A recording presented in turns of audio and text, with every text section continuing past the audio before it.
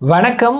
முதல்ல அரசு நிகழ்ச்சியில தமிழ் தாய் வாழ்த்து பாடுறதா அல்லது தேசிய கீதம் பாடுறதா அப்படின்ற ஒரு சர்ச்சை தமிழகத்துல ரொம்ப நாளாவே இருக்குது. அது இதற்கு முன்னாடி இருந்த திமுக ஆட்சியிலயும் சரி, தாவேகா ஆட்சி வந்ததற்கு அப்புறமாவும் இந்த ஒரு பிரச்சனை அப்படின்றது ரொம்ப நாளாவே அரசியல் தலைவர்களால முன்வைக்கப்பட்டு அரசியலாக்கப்படக்கூடிய ஒரு விஷயமா இருக்குது. இதற்கு முன்னாடி மாநிலத்தினுடைய கவர்னரா இருந்த ஆர்.என். ரவி.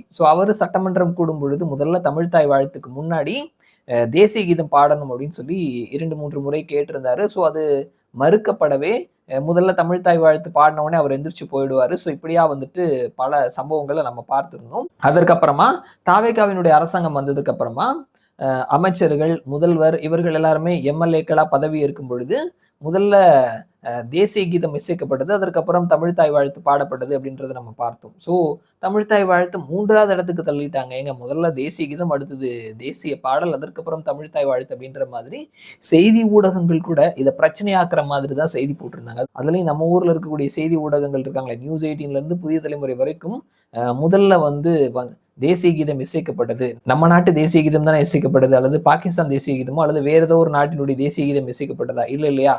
இவர்கள் ஏதோ வந்துட்டு தேசிய கீதத்துக்கும் நமக்கும் சம்பந்தமே இல்லாத மாதிரி நம்ம அதற்கு எதிரானவர்கள் அப்படின்ற மாதிரியான ஒரு நியூஸை வந்துட்டு போடுவாங்க. முதல்ல தேசிய கீதம் இசைக்கப்பட்டது, அடுத்தது 2வதாக தேசிய பாடல் இசைக்கப்பட்டது, 3வதாக தமிழ்த்தாய் வாழ்த்து இசைக்கப்பட்டது அப்படின்ற மாதிரி செய்திகள் போடும் பொழுது வந்து எமோஷனலா வந்து பார்த்தீங்களாங்க, நம்ம தமிழ 3வது தள்ளிட்டாங்க அப்படின்ற மாதிரியான செய்திகள போட்டிருந்தாங்க. அது சம்மந்தமான விவாதங்களையும் வச்சிருந்தாங்க.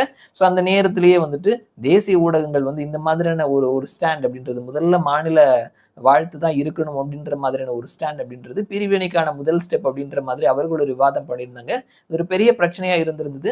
தமிழகத்தினுடைய முதல்வரா பதவியேற்றதுக்கு அப்புறமா முதன்முறையா தில்லிக்கு போகக்கூடிய முதல்வர் விஜய், அவர் வந்து பிரதமர்கிட்ட ஒரு கோரிக்கை வைத்திருந்தாரு. அதுல முக்கியமான ஒரு கோரிக்கை இதுதான்.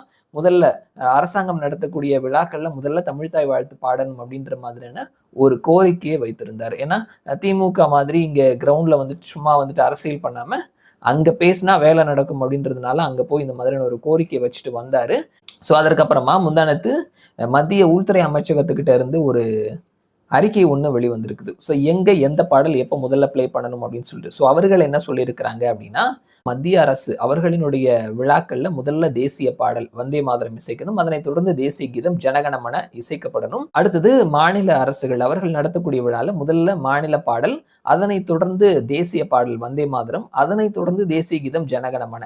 தேசிய பாடலும் தேசிய கீதமும் அது அவர்கள் கொடுத்திருக்கக்கூடிய அந்த லிரிக்ஸ் அப்படின்றது எந்த லிரிக்ஸையுமே வந்துட்டு இவர்கள் வெட்டவோ ஒட்டவோ கூடாது. என்ன மாதிரியான ஒரு ஸ்டான்ஸ்ல கொடுத்திருக்கிறாங்களோ அதே மாதிரியான விஷயங்களை தான் பாடணும் அப்படின்ற ஒரு நெறிமுறைகளையும் கொடுத்திருக்கிறாங்க. இது மத்திய அரசு, மத்திய அரசினுடைய அமைச்சகங்கள், மாநில அரசுகள், யூனியன் டெரிட்டரி இந்த மாதிரி எல்லாத்துக்கும் பொருந்தும் அப்படின்றத சொல்லியிருக்கிறாங்க. முதல்ல மாநில பாடலை பாடிக்கொள்ளலாம் அப்படின்ற மாதிரி சொல்லியிருக்கிறாங்க. இதை பெரிய அளவுல தமிழக ஊடகங்கள் செய்தியாக்கல். இது ரொம்ப பெரிய ஒரு செய்தி. ஏன்னா இவ்வளோ நாளா இங்க வந்துட்டு இதை வைத்து அரசியல் பண்ணிட்டு இருந்தாங்க. அதற்கு ஒரு பெரிய அடியா வந்துட்டு நீங்க உங்களுடைய மாநில பாடலை பாடிக்கலாம் அப்படின்ற மாதிரி சொல்லியிருக்கிறாங்க. இவர்கள் வந்துட்டு இப்ப கூட வந்துட்டு வந்தே மாதரம் பாடலை எப்படிங்க பாட முடியும்?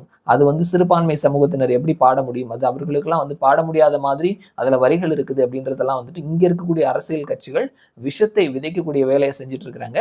சமீபத்துல பிரதமர் ஸ்லோவோக்கியா நாட்டுக்கு போயிருந்தாரு. அங்க இருக்கக்கூடிய மக்கள் வந்தே மாதரம் பாடலை பாடியிருந்தாங்க. அங்க பெரும்பான்மையானவர்கள் கிறிஸ்தவர்கள். அவர்களுக்கு அந்த வந்தே மாதரம் பாடலை பாடுறதுல எந்த விதமான பிரச்சனையும் கிடையாது.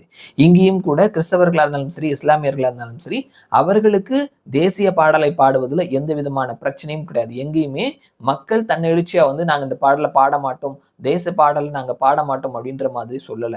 ஆனா அரசியல் கட்சிகள் இங்க மக்கள்கிட்ட பாத்தீங்களாங்க, அவங்க இந்த மாதிரி சொல்றாங்க, இந்த பாடல்ல வந்துட்டு நிறைய வரிகள்லாம் இருக்குது அப்படின்ற மாதிரி சொல்றாங்க. தேசிய பாடல் அப்படின்றது பிஜேபி வந்ததற்கு அப்புறமா எழுதப்பட்டது கிடையாது. பிஜேபி வந்ததற்கு அப்புறமா அது தேசிய பாடலா ஏற்றுக்கொள்ளப்பட்டதும் கிடையாது. 1950லயே வந்து இந்த பாடல் தேசிய பாடலா ஏற்றுக்கொள்ளப்பட்டது. 1870லயே இந்த பாடல் எழுதப்பட்டது. அந்த நேரத்துல 1950ல சில வரிகளை வெட்டியிருக்கிறாங்க. எப்படி நம்முடைய தமிழ்த்தாய் வாழ்த்துல சில வரிகள் வெட்டப்பட்டிருக்கிறதோ, நீக்கப்பட்டிருக்கிறதோ, அதே மாதிரி அந்த நேரத்துல நீக்கப்பட்டிருந்தது. தற்பொழுது இருக்கக்கூடிய அரசாங்கம் அந்த பாடலை முழுவதுமா பாடணும் அப்படின்னு சொல்லியிருக்கிறாங்க. அரசாங்கம் நம்ம நாட்டினுடைய தேசிய தேசிய பாடலா சொல்லியிருக்கக்கூடிய பாடலை நம்ம நாட்டினுடைய குடிமகன்கள் பாடுவதில் என்ன பிரச்சனை இருக்குது? நம்ம ஏற்கனவே சொல்லியிருந்த மாதிரி இங்க இருக்கக்கூடிய மக்களுக்கு எந்த பிரச்சனையும் கிடையாது. இன்னும் சொல்லணும் அப்படின்னா, மேற்கு வங்காளத்துல இஸ்லாமியர்களினுடைய மதரசாக்கள்ல அந்த பாடல் பாடணுன்ற ஒரு சட்டத்தை பாஜகவினுடைய சுவேந்து அதிகாரி அரசாங்கம் சொல்லியிருக்கிறாங்க. அங்க மதரசாக்கள்ல அந்த பாடல் பாடப்படுது. அவர்கள் எந்த பிரச்சனையும் பண்ணல. இங்கேயுமே மக்கள் எந்த பிரச்சனையும் பண்ணல. அரசியல்வாதிகள் பிரிவினையை தூண்டக்கூடிய வகையில இந்த மாதிரியான விஷயங்கள தொடர்ந்து செஞ்சுட்டே தான் இருக்கிறாங்க.